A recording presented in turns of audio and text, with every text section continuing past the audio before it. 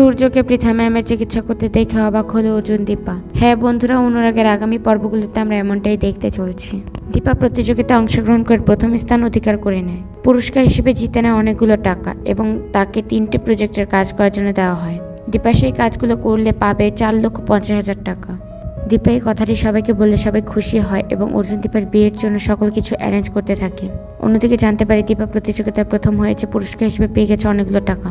আর সেই টাকা দিয়ে অর্জুন দীপার বিয়ের সবকিছু অ্যারেঞ্জ করা হবে। জয় চায় না অর্জুনের সাথে দীপার বিয়ে হোক। জয় অর্জুন দীপার বিয়েটি বন্ধ করার জন্য পৃথা ম্যামকে ফোন করে। জয় পৃথা ম্যামকে বলে দীপা প্রতিযোগিতায় প্রথম হয়ে পেয়ে গেছে অনেকগুলো টাকা, আর সেই টাকা দিয়ে অর্জুন দীপার বিয়ের আয়োজন করা হচ্ছে। আপনি যে করেই হোক বিয়েটি বন্ধ করুন। জয়ের কাছে এই সকল কথা শুনে পৃথা বিয়ে বন্ধ করার জন্য নতুন প্ল্যান তৈরি করে। পৃথা নিজেই ওষুধ খেয়ে অসুস্থ হওয়া নাটক করে। এদিকে অর্জুন জানতে পারে পৃথা ম্যাম অসুস্থ হয়ে হসপিটালে রয়েছে। খবরটি পেয়ে সাথে সাথে হসপিটাল ছুটে যায় অর্জুন দীপা।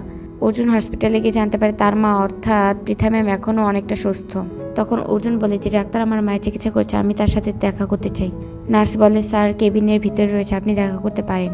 অর্জুন ভেতরে গিয়ে অবাক হয়ে যায়। অর্জুন দেখে সেখানে ডাক্তার সূর্য সেনগুপ্ত রয়েছেন। অর্জুন বলে ডাক্তার সূর্য, আপনি কি আমার মায়ের চিকিৎসা করেছেন? সূর্য বলে হ্যাঁ। অর্জুন বলে আপনাকে কি বলে যে ধন্যবাদ জানাবো তার ভাষা আমার জানা নেই। তো বন্ধুরা, তোমরা কেমনটাই চাও পৃথা ম্যামের চিকিৎসা করতে এসে আবারও দীপার সম্মুখে আসে সূর্য?